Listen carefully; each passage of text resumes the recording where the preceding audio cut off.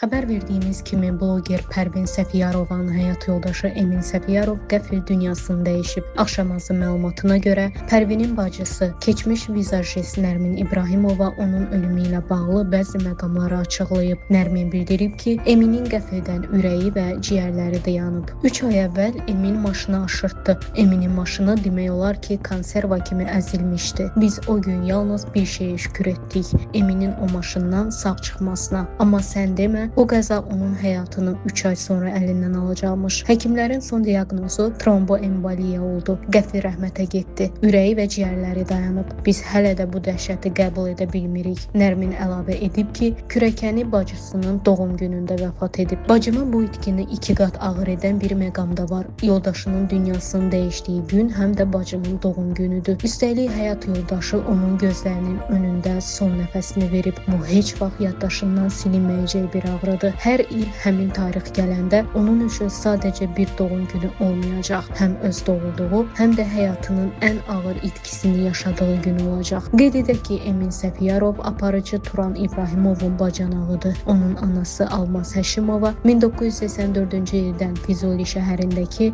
Xəzani adına musiqi təmayüllü orta internat məktəbinə rəhbərlik edir.